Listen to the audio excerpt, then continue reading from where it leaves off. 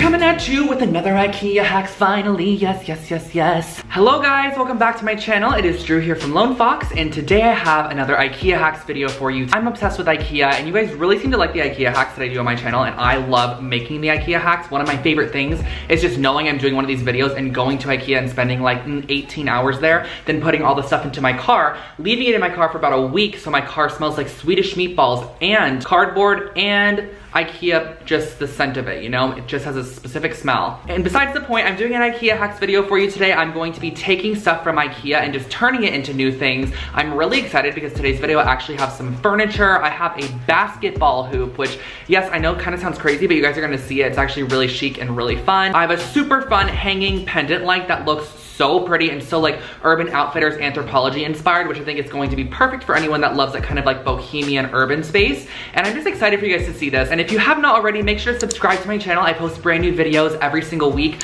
so you can get your daily dose of DIY. And if you'd like to, you can also follow me on Lone Fox Home on Instagram, or you can follow my personal Instagram where I share more of my fashion, and that is I'm Drew Scott, which I'll put on the screen right here. But without further ado, I think we should jump on into today's IKEA hacks because they're really good ones and I'm so excited for you guys to see them. So let's just get started. Alrighty guys, so kicking off this video with a super simple project. We're using the Trampa doormat, and for additional supplies, you're just going to be needing some black paint and a paintbrush of your choice. And this is all going to be freehand. It's super simple and easy. And honestly guys, you can find so many funny doormat ideas on Google if you type in doormat. Ideas, I guess you could say. I just think that some of them are so cute. So basically what I did was I used a paintbrush and I used the width of the paintbrush to actually do the letter, like the line blocking on each letter. So I spelled out the word hello in the bottom left-hand corner. So when someone goes up to your door, they're going to be greeted with the word hello, of course. So I just used my black paint, and with this kind of doormat texture, I suggest kind of stippling the paint down into the actual mat because I find that you get a better color payoff that way.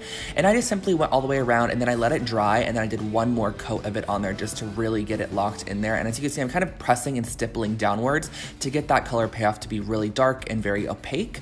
And then I flipped the mat over, and I'm gonna put goodbye on the opposite side. That way when your guest leaves, they're gonna read goodbye in their direction when they leave. So it's kind of like a double meaning doormat, I guess you could say. I think it's really cute and fun. So I did goodbye on this side. Again, I freehanded it, but if you want to, you could get like letter stencils, or you can just print out the word and kind of just trace around it, cut it out, and have a little bit more of a simplistic look. But I just freehanded it, and I think it turned out great.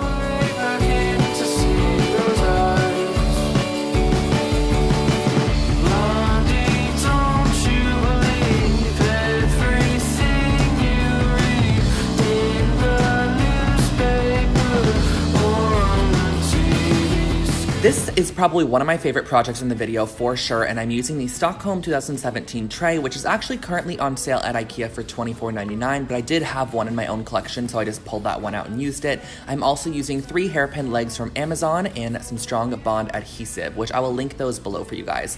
And all I started off by doing was flipping over my tray, and I'm going to be gluing down these hairpin legs in a kind of triangular shape. And what I suggest doing is adding glue to the bottom side, because essentially these are supposed to be screwed onto like your item, but the tray is not that thick, so I just decided to glue it down, and then make sure that you add glue into those holes and kind of make sure it overflows over the top, which is kind of going to act as almost like a reinforcement for that leg to stay on there. But this glue is super strong bond. I actually buy it at Michael's. It's like, I live by this. I use it all the time on my projects. I think it's amazing. But just get it in those holes, glue it down in all 3 sections, and then I suggest just letting it dry overnight. And then once you are completely done, you have a perfect little side table or nightstand, whatever you want to use this for. It could even be a plant stand.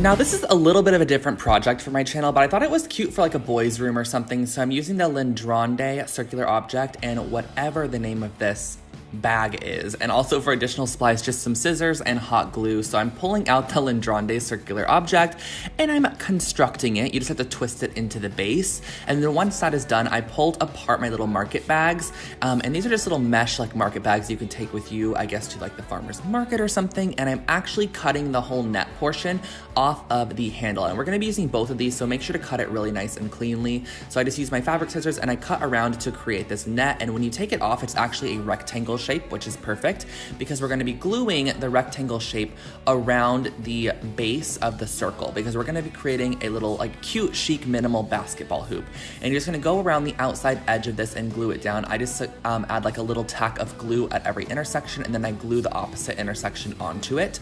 It's pretty self-explanatory, and I actually think I say self-explanatory so much I need to make merch that says it's pretty self-explanatory, because it seems to be my favorite thing to say, and you guys have been suggesting that in the comment section, which I think is so funny.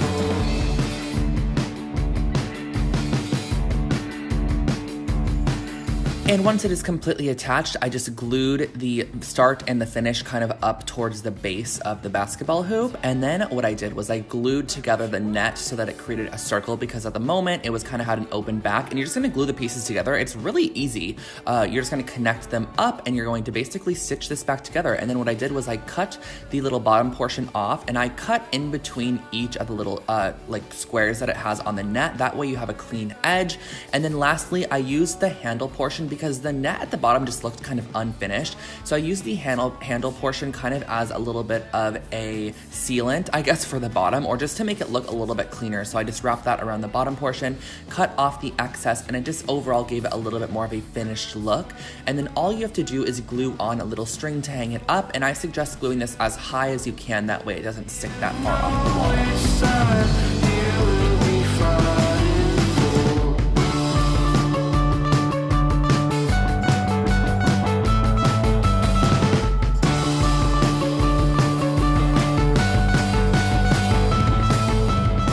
And saving my personal favorite project for last, we are starting off with this woven snitted basket. I think this is pretty new to IKEA's collection, or not super new, but definitely within the last year. And I'm also using one of the Hema hanging cords, and for additional supplies, you're gonna need wire cutters and some hemp cording as well. So I'm starting off with my wire cutters, and I'm basically gonna be cutting the handles off this basket. You could leave them on if you wanted to, but I really wanted it to have the appearance that this was created as a pendant light shade and not a basket turned into a pendant light shade. So you just have to go across and cut these off. I suggest wire cutters because they kind of grip onto this caning a little bit easier, and it just cuts it super simply. And then all you have to do is just pull off all those pieces and kind of tug up a little bit. There are a couple of nails in there. Once you pull it off, you have these handles, and I actually kept these handles because I can definitely use these on future projects if I need handles somewhere, and just kind of recreate this sort of caning effect. So I did the same thing on the opposite side by taking off the handles.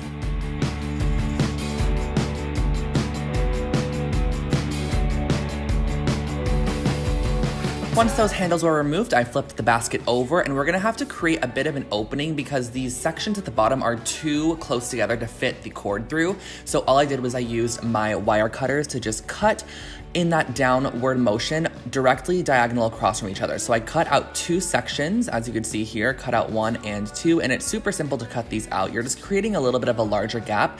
Then I flipped it completely 180, and I did the opposite side as well by cutting out the inside section here, just to create an opening where we can put the cord. This is kind of what it looks like once those are done. So this is the cord that we're using, and I'm gonna feed it up through the bottom and up through the top, I guess you could say. And then once it's all the way up, I'm putting it back down.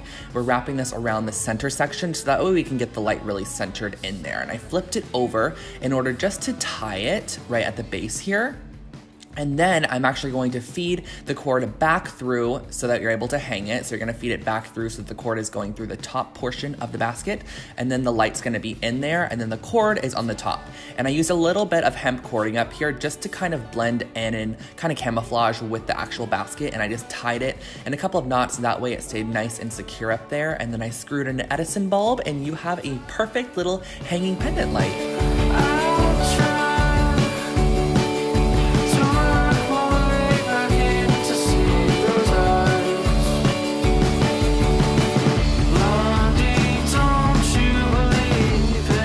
And those are all of my IKEA hacks for today. I hope that you guys did enjoy them, and I hope it gave you some inspiration of things you could do with your current items that you might have in your house that you're just kind of over with, because I know sometimes I buy things and then after like a year, I'm just like, what can I do with this? What can I reinvent it to make? I'm also gonna make sure to link everything that I did use in the description box below in case you do want to take a look or purchase it for yourself. And then of course, all of the IKEA names and stuff was throughout the video. So jot those down if you want to recreate some of these items, and I hope that you did enjoy. I would love to know which was your favorite project. Honestly, if I don't have a use for it right now, but it would be that pendant light. I just absolutely love the way that it turned out, but I actually do have a use for that side table. I'm gonna put it right next to my bed, new nightstand. So excited about that. But thank you guys so much for watching. Don't forget to subscribe and turn on the little bell next to the subscribe button. That way you get notified when I upload brand new videos. And you can also follow me on Instagram, which is Lone Fox Home, where I post more behind the scenes type stuff, and then also some additional just home inspiration over there. So thank you guys again. I hope you have an amazing rest of your day, and I will catch you all in the next video. Bye guys.